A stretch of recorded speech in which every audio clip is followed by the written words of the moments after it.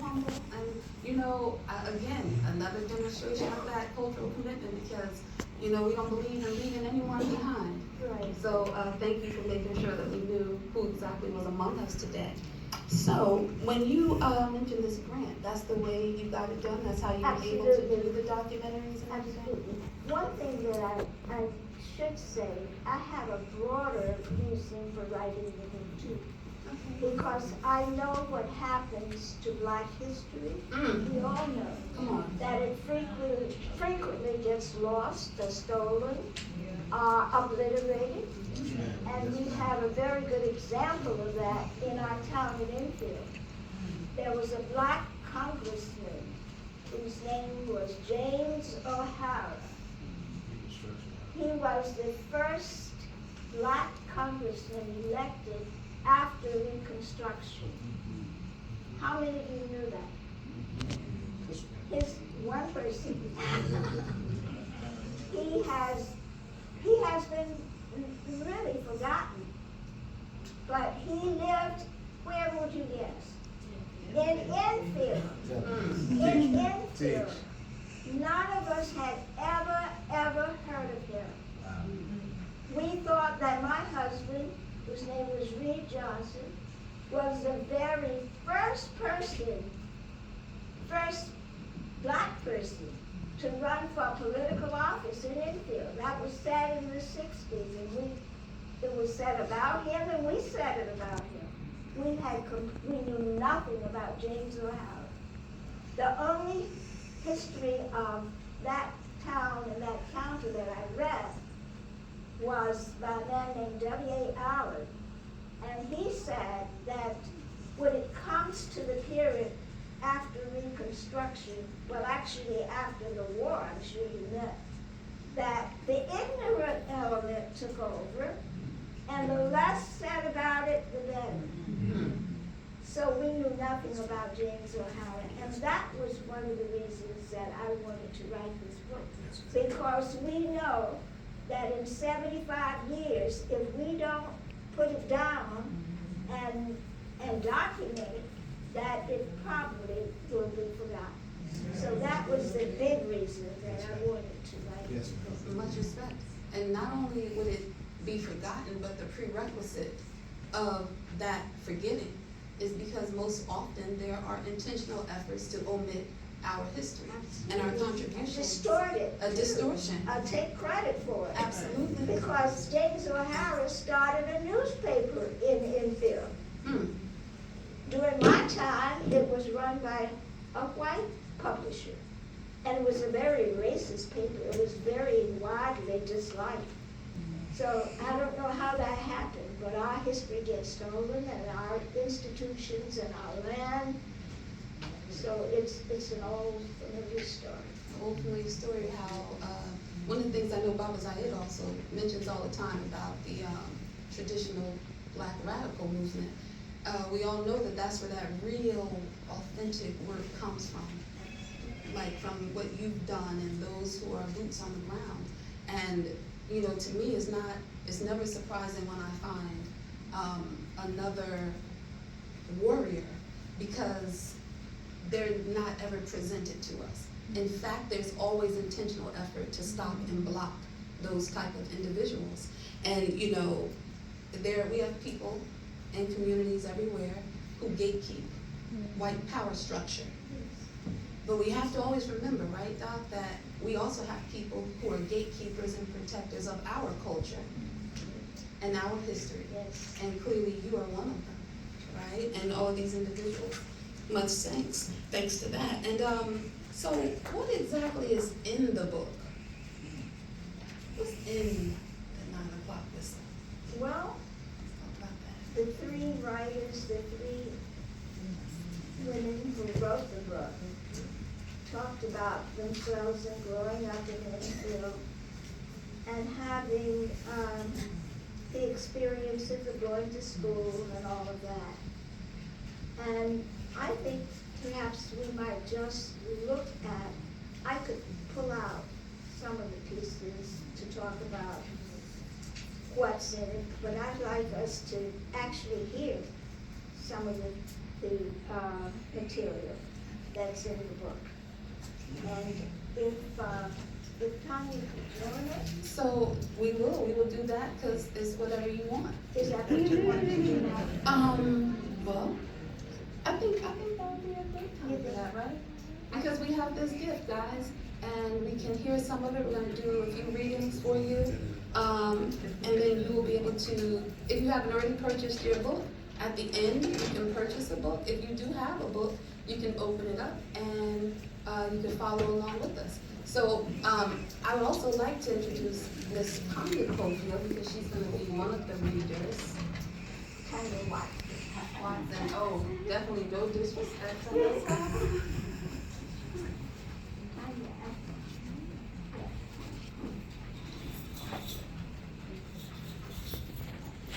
And you know, as we find these pages that we're gonna do, you know, I can't even imagine some of the stress that took place decades ago when you all were organizing, and for you to be an educator and still have that connection with your students. yes. You know, that means all of that actually went into this, that we now have something tangible with us. I should say that Tanya was 5 years old when we, in 1963, I hope she doesn't mind that time, her age. But she went to I would say all the meetings, and when we were protesting in the downtown section, she would lie in the car and look out the back window and look over the back seat. So she had a lot of exposure to what was going on. And one of the funny things I remember is when white visitors would come to our house, we had students from Duke University and SNCC and all. Tanya would go into her bedroom and close the door and sing all the freedom songs. And so she was a militant little 5-year-old. And she remembers a lot of what happened. She also was one of the 6 young people who went to integrate what we call the white school. And we will be reading, and she will read something about that experience. So the first reading, okay. First of all, I dedicated the book to the brave people of Enfield who between 1963 and 1965 risked life and limb to create a better world. And it was an act of courage that those people who participated to take to the streets and to pursue the movement. So the first reading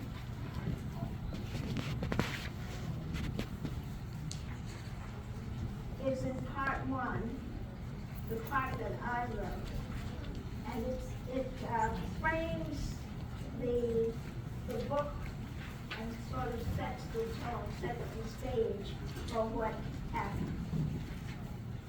And it's called Blowing the Whistle. During the plantation era in the South, a bell rang morning, noon, and night to order the workday of the slaves. Even today, vestiges of the practice can be heard in Enfield, North Carolina, when the noon siren signals the whole town that it is time for lunch.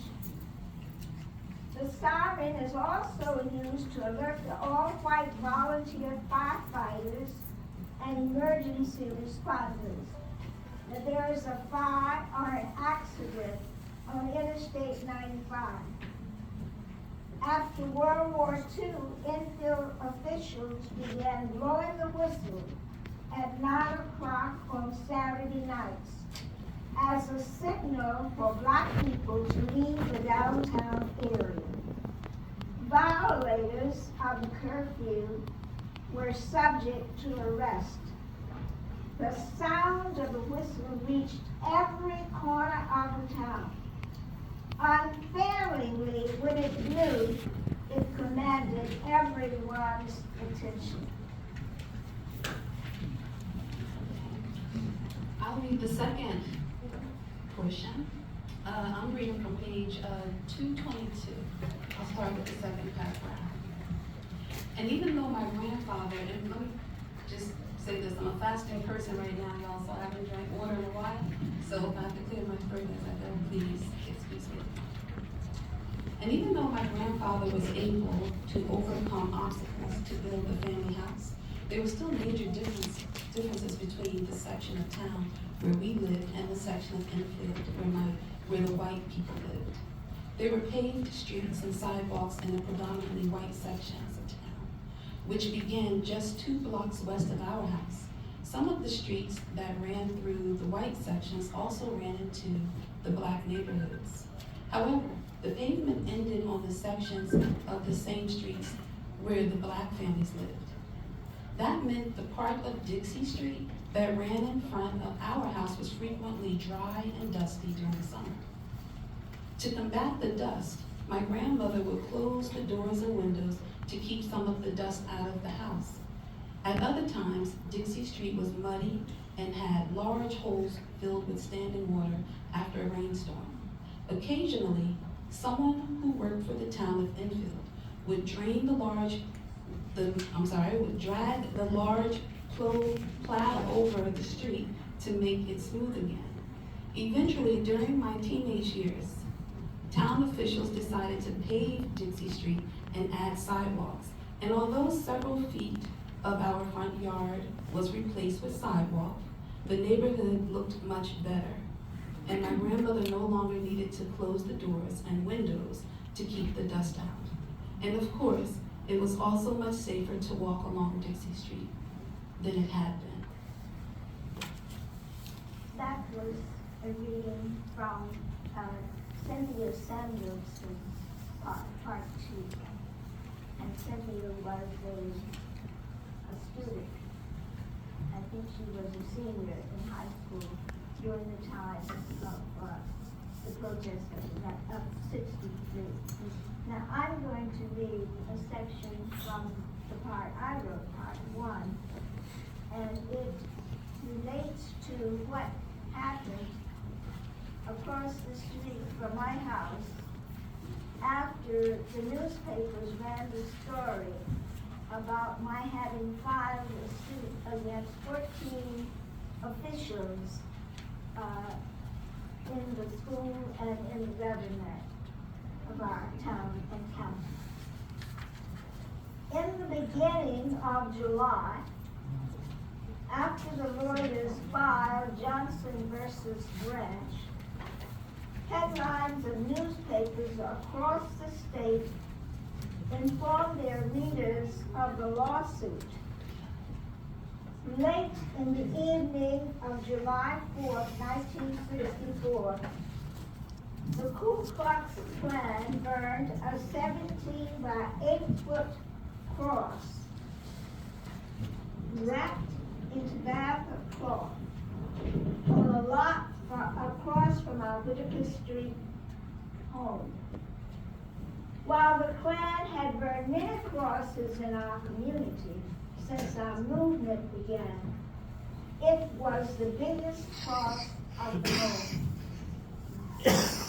I was home with 5-year-old Tanya when Paul James, my next door neighbor and former colleague at Finn Boarding School, rang my doorbell and asked, "Have you seen that shit across the street?"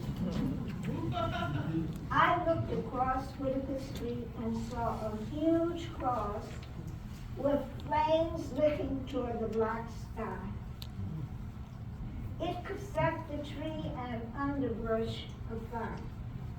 I went back into the house and called the fire department.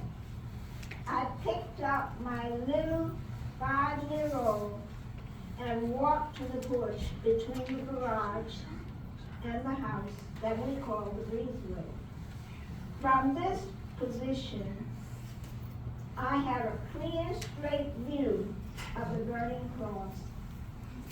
I watched it burn as I waited for the fire truck to arrive, all the time holding Tanya, who was witnessing her second cross burning at her home. I'll read the, is it my turn? Yes. I'll read the next one. This is also Cynthia Samuelson, section 2, right? Yeah. Okay, I'm reading from page 256, if you have your book. The local white businesses were hit hard by the boycott and picket lines. Many white people stayed away to avoid the picket lines, and no black people crossed the picket lines to enter the streets. On Saturday, the police decided to end the picketing. They began by arresting the people who were picketing in front of Rosie's Five and Dime. They dragged my cousin, Doris Johnson, from the picket line to take her to jail when she refused to walk there. I, among others who were picketing in front of Rosie's, walked to the jail. My mother drove the students to and from the picket lines throughout the day as we changed shifts, so I knew she would be outside and would get us out of jail. After being in jail for several hours, I recall yelling that I wanted my mother. Much to my surprise, she responded. She was locked in another jail cell, and so was my brother Ira.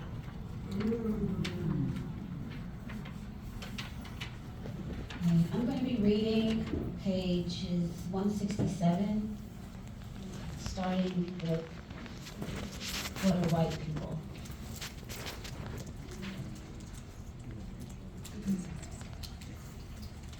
The town has seen many unprecedented events in the 12 months since Reed Johnson ran for the town commission, but nothing more shocked infill black people that summer than to hear that black kids would go to the white infill school in the fall of 1964.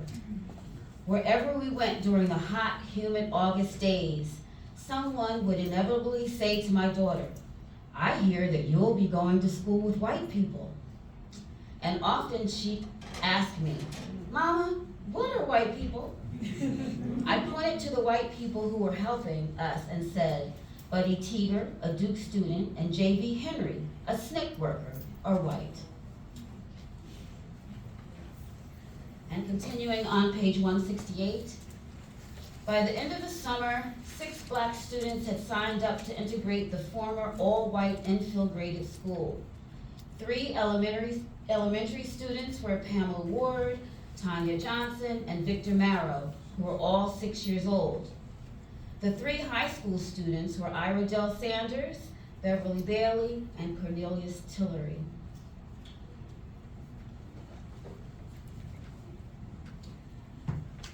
Victor Marrow did not join us. The next morning, Reed, Tanya, and I met the other parents and their children in the parking lot beside Cofield Funeral Home. Victor Marrow did not join us because he lived with his parents on Ringwood Road within walking distance of Infield School. His mother, Geraldine Marrow, said that while she was very fearful, Jeremiah Marrow, his father, had no fear because he was strong and had served in the war in Vietnam. Those who gathered in the parking lot decided that the 5 children would ride in 2 cars to the white school in Sherwood Heights. In our little blue Mustang, Reed and I led the way with 3 children in our car. My daughter, Tanya, Pamela Ward, and Cornelius Tillery. The other 2 children, Ira Dale Sanders and Beverly Bailey, rode in the car with John Salter and his minister friend, Reverend Ed King from Jackson, Mississippi. A Tougalooga College chaplain and civil rights worker, Reverend Ed King, had been a white victim of Klan violence in Mississippi.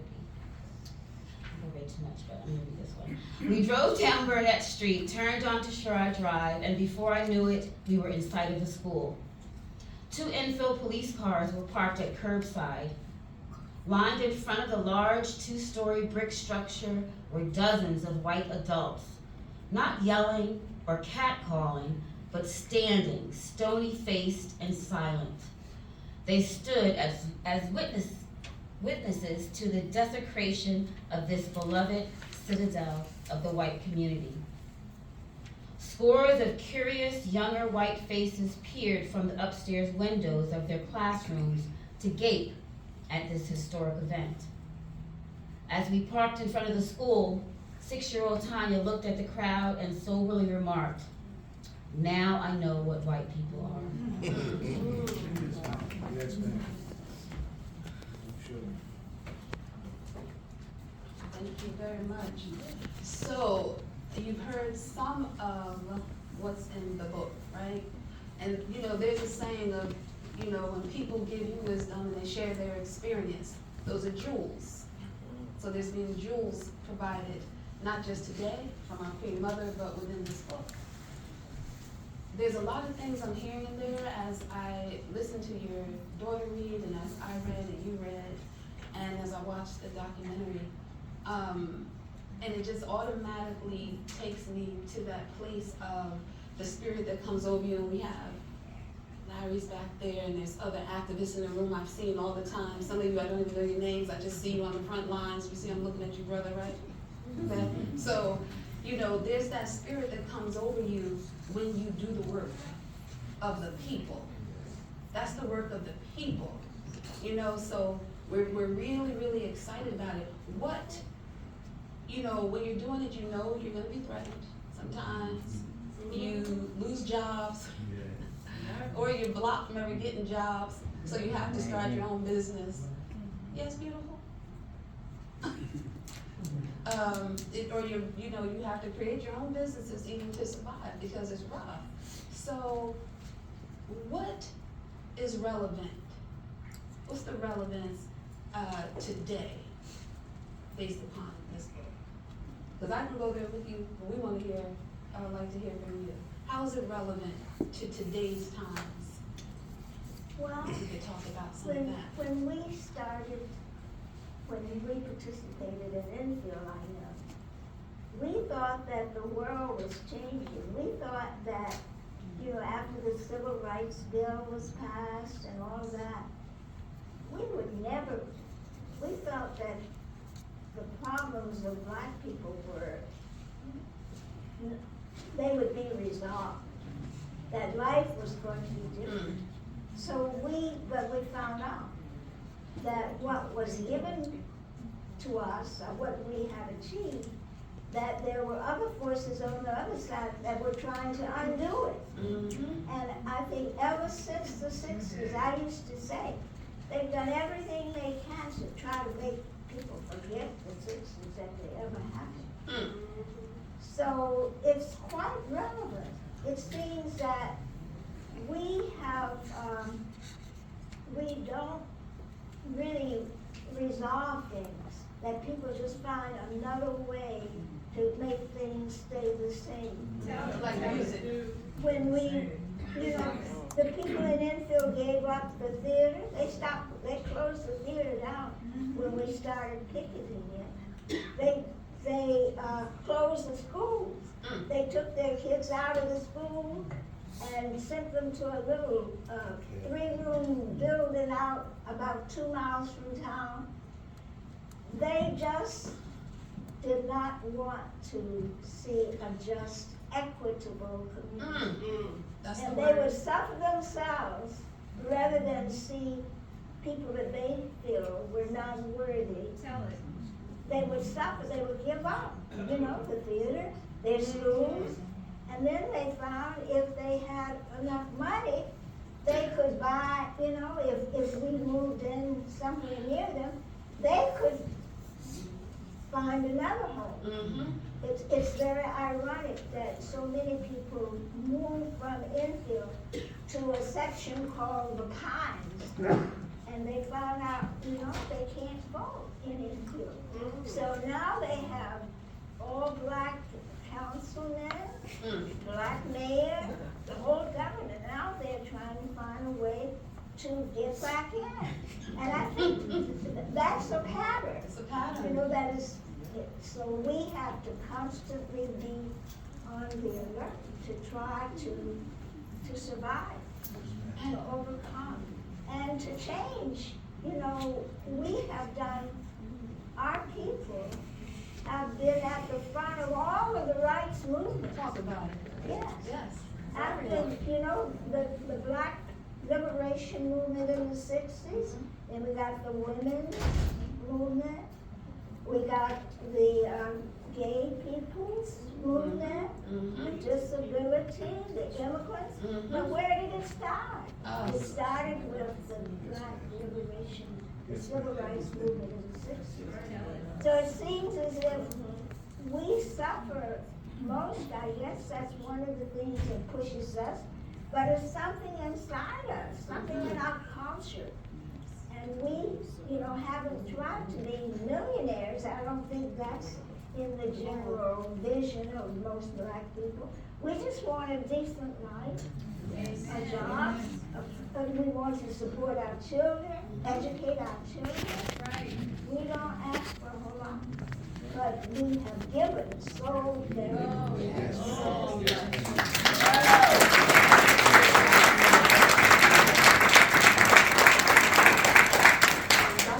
You really just broke it down, because when I think about institutional racism, it's exactly what you just said. It's like music. It's a remix.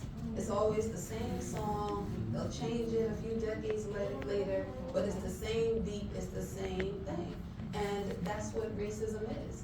And we find ourselves sometimes having to continue the battle that our freedom fighters fought a long time ago. It's one fight, and I say that we are not really taught history. I have a lot of respect for our leader in the People's Organization. That's one of the things. I think Larry knows more history about us than anybody else I've encountered. And both Larrys, they had a chance to go to Princeton. And I guess that's where they do a better job. They give Princeton all the credit. I know, but it's something about the way we are educated that we don't know what really happens in this country. We get,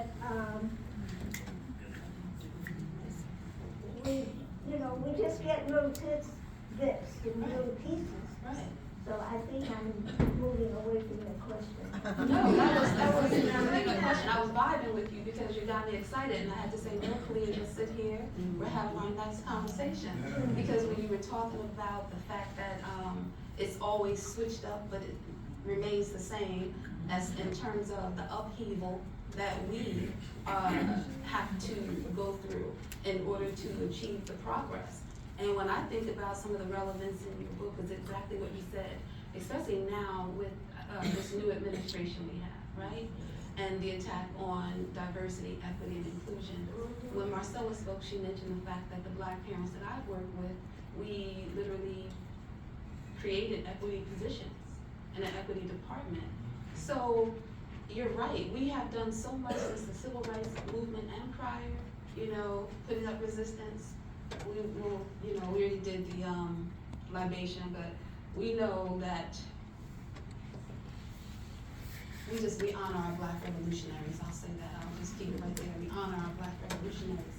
And so it's very relevant. I hope everyone will get this book today so that we can continue to learn from those who truly did the work, who left us basically a blueprint. And she's here, she's strong, she's 96 years old. And did I hear you last night on the radio program say that your aunt was 107 when she transitioned? I think that's right. I had a great aunt who lived in Montclair on Elmwood Street. My mother used to sing the pecans. And she lived to be 107 according to information that I got. She may not have been quite that age, but it was close if that was. Right, well, we believe you, because we're looking at you. So that's the stock that you come from, that is so evident. So we have Dr. Willa Cofield among us in 2025, and we're gonna have her so much longer, and we are so appreciative for this book. Dr. Cofield mentioned freedom songs. So before we transition to the other portions of the program, if you know, we'll have a chance to purchase books, and you can come up front here to get your book autographed by Dr. Cofield, and if you wanna, we can have a meet and greet, little exchange, Q&A, we'll do that. But before we do that, can we bring up the spirit of the freedom song? I think so. But you have to help us. So you know in our culture is call and response. Yes, ma'am. We don't do vampire type stuff. We don't throw out energy and go home all drained. No, we're gonna feed each other, okay? Back and forth. Have you decided on one? I did not, but I think I heard you say. Well, in Enfield, the theme song, we sang freedom songs all the time. It's so interesting. It just was a way of bringing everybody together. And even before the meetings, when Dr. King would speak, there were two little girls who used to sing. And they would get everybody in the spirit. And in the book, I tell about going to Dorchester, Georgia, to one of Dr. King's training centers. And there, we sang all the time. I mean, the freedom songs would just come up when we were eating. Somebody would stop the eating and we would start singing. Out on the porch, in the classroom, in the halls of this big house, this big building where the training went on. It was just, people's spirits were so high. Yes. And we just felt that when we sang the freedom song, we meant what we were saying. We would put names of people into the song. And in Enfield, we used to sing, "We Shall Not Be Moved." That's right. And we would call the name of the mayor and the police chief. All about, that's right. Right. Go tell so-and-so that we shall not be moved. So I'm thinking maybe we could say, go tell Donald Trump. Maybe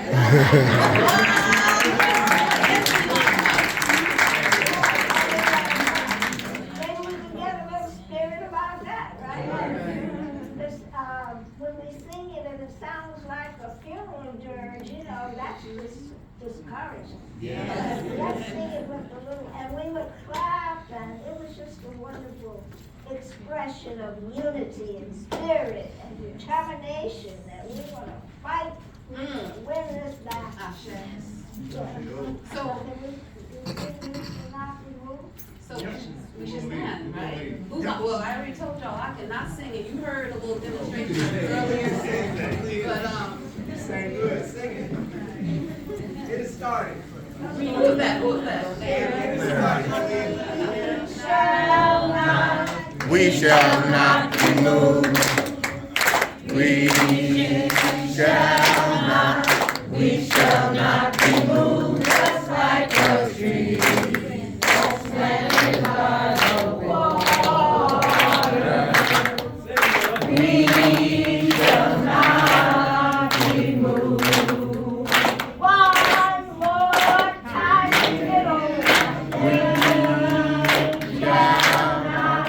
We shall not be moved. We shall not be moved, just like a tree that's planted by the water. We shall not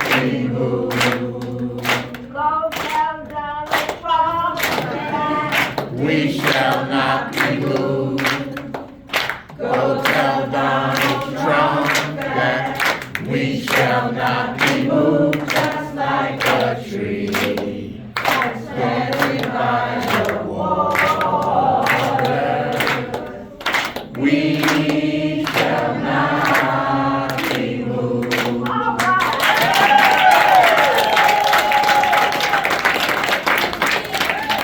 Y'all, I was up here messing up because I kept singing the version from the Camper movie back in the 90s. But that's what was coming out of my mouth. And then something else almost slipped out. But anyway, so as we get ready to proceed to the next portion of our program, we're gonna have a Q&A, maybe just about, if we can only do about 10 minutes or so that we can have time. All right, who has a book? Who has purchased their book already? And okay, yes. So we want to do about 10 minutes of a Q&A or so. That way we can have enough time for you all to connect with Dr. Cofield and have your books autographed and again, just to have that actual connection. So Marcella has a mic. Thank you, Kellia. I'm going to be circulating with the microphone if you have a question, so get your questions ready. But before I transition to that, the library has been gracious enough to extend our time, so we have a little bit more time. So I just wanted to know, Dr. Cofield, Excuse me. would you like to go over the dedication of the poem that you had? I can. It's up to you, Dr. Cofield, if you want to, if you don't. Okay.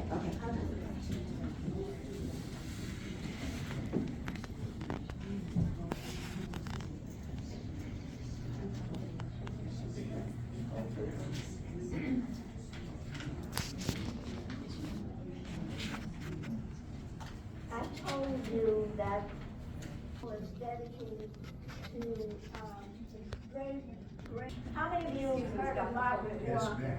Yes, ma'am.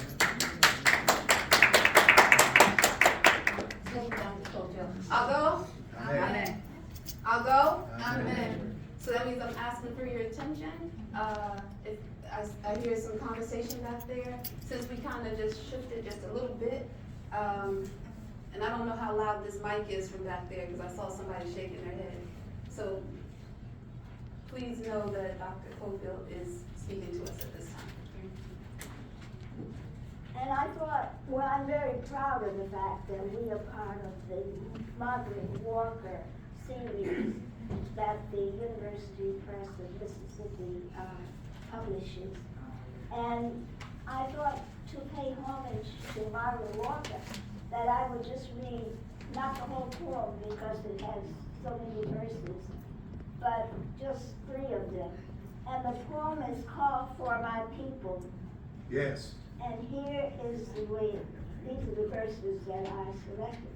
For my people everywhere, singing their slave songs repeatedly, their dirges and their ditties and their blues and jubilees, praying their prayers nightly to an unknown God, bending their knees humbly to an unseen power.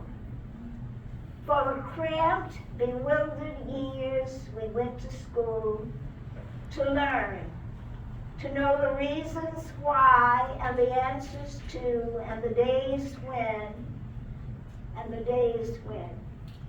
In memory of the bitter hours when we discovered we were black and poor and small and different, and nobody cared and nobody wondered and nobody understood. Let a new earth rise. Yes, ma'am. Let another world be born. Yes, ma'am. Let a bloody peace be written Yes, in the ma'am. sky. Let a second generation Yes, full of ma'am. courage issue forth. That's right. Let a people loving freedom come to growth. Let a beauty full of healing and a strength of final clenching be the pulsing in our spirits and our blood. Let the martial songs be written.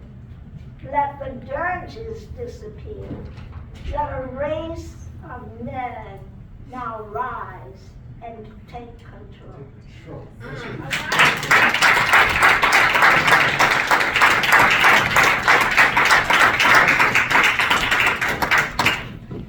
Okay, so if you have a question, I can come to you with the microphone. You can ask it. Are there any questions? And when you come back, Marcella, there's someone, I think that's the fourth row, her hand was up. Good afternoon, Dr. Cofield. Good afternoon. Could you explain what bucket steak is? Oh, bucket steak was steak that came in buckets. And my father would buy the steak to sell, along with the chitterlings and the souse and the hoop cheese and the smoked sausage and the sardines and all of the other things that he sold in that store. But I use that because after he made $30 one Sunday morning, he came in and he was ecstatic because he had counted $30. That was the intake for that morning. And after that, I felt like, we were moving on up. We started having bucket steaks together every Sunday morning. Greetings, Doctor. Yes. My parents are from North Carolina, down, in fact, that's where we live.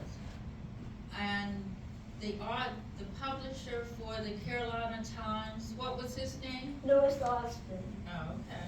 I Yeah. had read his book. Yeah, that's when I found out. He was Yes, from he Enfield. was from Enfield. Yes, I know. Yes, they did put up a big marker in the middle Yes. of town. I And know. he was the Larry Ham of the 1930s. He went all over North Carolina speaking. It's something about North Carolina. Something about North Carolina. My father's from North Carolina. Yes, And there's just something in the blood that comes up it's in true. North Carolina. Marcella, there's two? Oh, towards the back. Oh, Hi, good afternoon, Willa, Miss Willa. Yes, Hi. I'm so happy to be here and hear your voice and your stories. But I'd like to know, how have things changed since you were in the midst of the 30s, 40s? Do you think things have changed enough? I'm not considering with what's happening now, but, especially with over the last 60 years. yes. I would say that some things have changed. They really have changed. For the better, for the better. It depends on your perspective. In Halifax County, it's in the book, all 5 commissioners in Halifax County are black. All members of the school board are black. There are 3 judges, and they're black women. So some things have changed, but the relative position of our group of people, of black people, we're still pretty much at the bottom. For most across the board, things have not changed in relationship to the rest of the population. Black women, today is International Women's Day. Yes, ma'am. White women make 85 cents for every dollar that white men make. Black women make 64 cents of every dollar. So other people don't stay in one place. I don't know that we have so many black millionaires. There might be, but I don't know about them. The people I know, I hear of black people working 2 jobs or 3 jobs, not having enough to buy a home. we are still struggling. We are. Thank you. Thank you for those truthful answers. Dr. Willa. Dr. Cofield, I'm just so honored to be here. Thank you so very much. I'm gonna cry at the scenes. I have always admired you. You are someone to look up to, and you give us so much strength and so much courage. Because of who you are, but because of also your physical being. And you are certainly a living example of to never give up no matter what. And I just want to ask you, how do you do it? And what do you have for many of us today who are so fed up with the horrors of this world? So, and again, how do you do it? Thank you. Thank you so much, Lisa. You too are an example of courage and not giving up. That's right. Most definitely.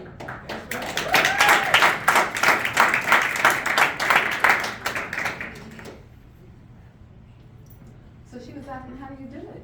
Dr. Oh, how do I do it? How do you do it? And I think I've just been fortunate, you know, but one thing I do want to say is I do exercise a lot. Yeah, all right. You need these tips. I do, normally, of course, with writing the book, I had to give up some things. But I normally do 6 exercise classes a week.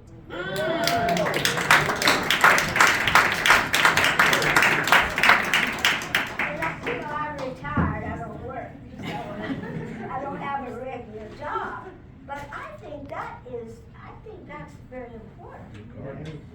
And I would encourage all of you to watch your diets, watch what you eat, and exercise, you know, walk, or find some way to be physically active. I do think that helps me. And I would just recommend that you do the best you can, because you don't get another chance, you know, not down here. So take care of this body that God gave you.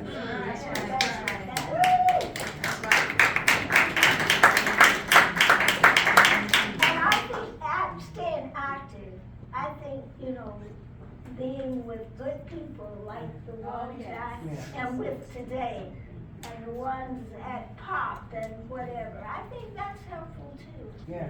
And not concentrating so much on your individual self. I read this a couple of days ago. It said that if you get yourself, if you take care of yourself, if you kind of put it in place, that God will kind of take over. Yes. So if you, I think sometimes we worry so much about ourselves that we forget, you know, to think about other people around us. That's right. I think that's. Thank you for that. I think we have another. Yes. Dr. Cofield, I'm just so thankful. Dr. Cofield, I'm so thankful to be here on today. And the first 5 years of my life were actually spent in Enfield, North Carolina. My mother's down Lucille Cherry. And the Cherries and the Copelands and the Scotts and the Francis and the Sullivans. And you are probably my family. Yeah. So because I lost my mother at 12 to cancer, I'm so thankful. I was going to ask you the question that you partially answered. My question would be, what was it about that dirt, that water, that air down there in Enfield that created this wonderful woman that you are? And what is it you would share with your son who lost his mother at 12, your daughter who lost her mother at 12? What would you share with us to be more like you and represent that which you represent so well? Thank you. Aww, that was a sweet question. Well, I just say that I do the best I can. You know, and that's kind of my goal. If I get involved in something, whatever I do, I try to do it as well as I can. Mm. And sometimes that gets to be a liability, you know? You get caught up in, you just get a little overwhelmed with trying to plan and trying to be ready. But I think being a part of this movement to try to liberate our people, I think that has been life-giving and life-sustaining. And I have had, I think, a much richer life. I met some of the best people in the world as a part of trying to make things better in our community, in our black community, in the community where I live. There are people who are not black. I don't know many of them, but those I do know, I try to have a good relationship with them. All right, I think I saw one more, we have time. Thank you so much. So Dr. Cofield, one, thank you for being here. Definitely inspiration, and I really appreciate this labor of love. My grandmother and my great-grandparents were from Enfield, North Carolina, and one of the things that my grandmother used to say was that she felt like integration was one of the worst things to happen to the black community because it fractured the community, and where we used to have our own doctors, all our teachers, and all of our children saw the representation of various professions inside our community, that then we were, we didn't have that in that same insular way. I'm really curious to hear your perspective on that. And thank you so much. Well, it's a mixed thing. The change, we lost something, we really did. But we gained something too.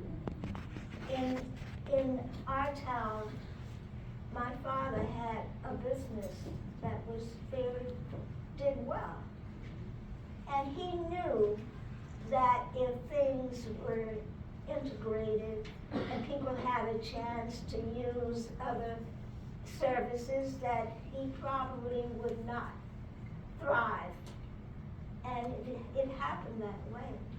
But nevertheless, he opened his doors and said, you can have your meetings here, when the churches did not give us the privilege of meeting there. So I think for the greater good, it's hard to say. But we lost, like our school was the heart of our community, our black school. I mean, the programs they had, the PTA meetings, people enjoyed them. We lost that. But we gained a chance to, go to Princeton, to go to better schools in many ways. Schools where, I have a thing about schools. I'm not sure that we really, I don't know whether losing the love and the closeness and the community that we had in the black school was better than going to the white school. One of the students who went said he could see, one of the six that were with Tanya, my daughter, he said they got it better. He could see that they were studying. They were ahead of our kids. But he said they didn't really want to stay. So you have to think about that. We gained some things, but we lost others. And that's the way life is, I think. That you don't get it all, all good. It's good and it's a mixed bag. Well said, Dr. Cofield. Sis, that was a really good question, because I often feel the same exact way, that there was the success of desegregation, but not the success of true integration. Nobody integrated the access, okay, and the opportunities that everyone else received. So when the schools were desegregated, what didn't come along with taking your children out of the beautiful schoolhouses that you mentioned in your documentary too, is the black teacher. Didn't come with them, the real black teacher, because we have to be conscious that school is information, but it's also the socialization process, right? So when we go into other people's spaces, it becomes their space. Unless we have people like Dr. Cofield and Dr. Amos Wilson, wonderful people like this. And I think we have another question in the back. We have, because I was a little confused, I thought that Susan was raising her hand for the woman next to her. So we're gonna give the mic to Chairman and then wrap it up with Susan. Okay, because now, can I get some clarification, Tracy? How much extra time were we extending? Okay, because we definitely want time for the book signing, and we want it to be smooth, and we want everyone to receive these jewels, I'm gonna say it again. Brother Larry. Dr. Cofield, I got your book, and I like your label inside, but I really want your real signature. So I'm gonna get in line with everybody else, but the thing I want to say is, wasn't this a wonderful program today? This is really a wonderful program today. And I want to thank Marcella Simidiras. I want to thank my sister Kellia Sweatt. I want to thank Sister Tracy Crawford from the library here, Montclair Library. You shouldn't have did this, because we're going to be back. But this was a wonderful program. And Dr. Cofield, you mentioned POP many times in your presentation. Let me say on behalf of all the members, it is we who are honored by having you in our ranks.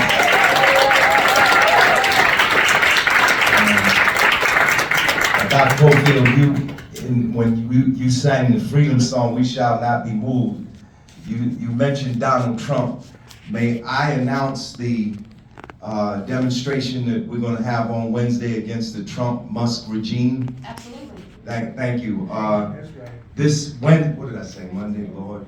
This Wednesday, March the 12th at 12 noon, we're calling, I say we, People's Organization for Progress is calling an emergency mobilization to protest against the Trump-Musk regime, their policies, their draconian budget cuts, their mass purging of government workers, their elimination of the Department of Education and other programs within the federal government, their attacks on Medicare and Medicaid and Social Security and DEI, their police state mass deportations. We're going to protest all of that on Wednesday at 12 noon. We made this decision on Thursday night to do this at 12 noon, so we didn't have a lot of running time to get this done. So I'm asking those of you who are in the room with us today to please spread the word for those who can to come down to the federal building. This is where the demonstration is going to be. It's going to be at the Rodino Federal Building at 970 Broad Street at 12 noon on Wednesday, March the 12th. This will be one of a series of mobilizations that we're going to have in the coming months. I think everybody knows and understands that we are in now a period of critical and intense struggle.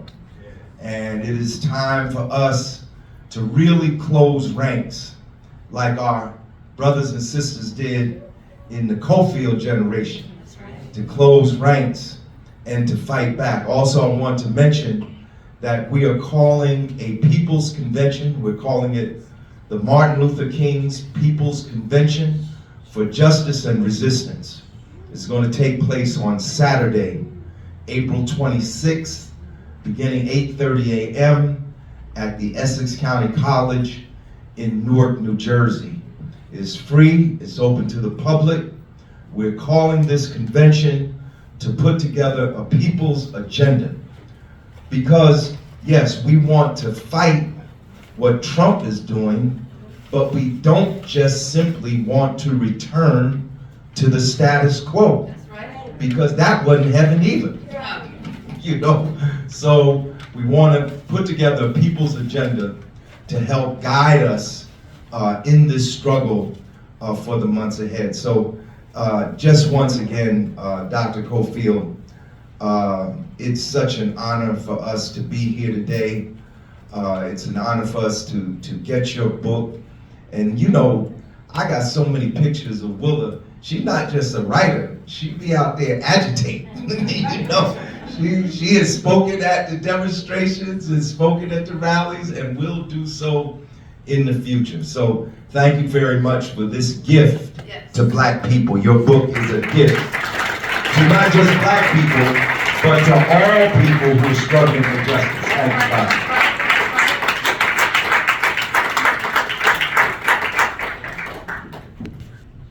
I just want to mention to follow up on what Chairman said, and what you said earlier, Dr. Cofield. I had attained my whole Master's of Education, and I never knew what the Reconstruction era was. So that's just a demonstration on the lack of education we get in our public schools. And I also went 4 years to Catholic school, but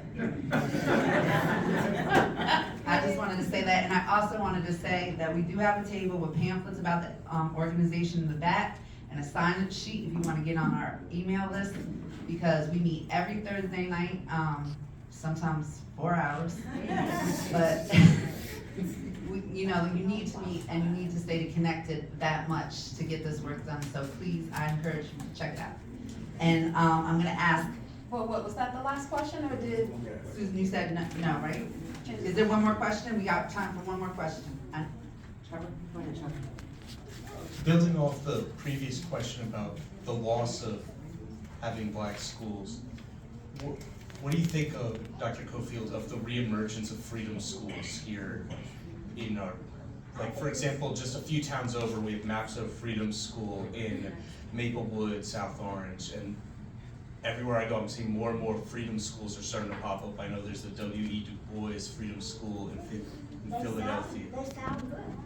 I didn't know about that, but I think that maybe that's the way we're gonna have to move. Mm-hmm. And not only the schools, but I think the family, the homes have to take responsibility for educating. I think my hope is that people will buy the book and take it home and they will read it to their children. And that's why we tried to write it in a very accessible way. That's why we have so many pictures. I don't know how we're so fortunate to get so many pictures. But another friend who has done 4 books said she never heard of a publisher putting that many pictures in a book. Yeah. She had about not more than 15 in the book she just wrote a year or so ago. We have, I think it's 163. So I was hoping that, I think that if you look at the book, even if you don't read it, if you just look at the pictures, you kind of get the essence of what the book is about. And we try to get pictures of all the Black people who have served as city council or mayor.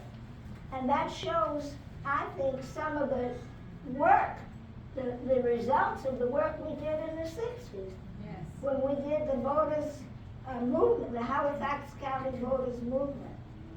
And we registered 2,200 people in about 3 weeks.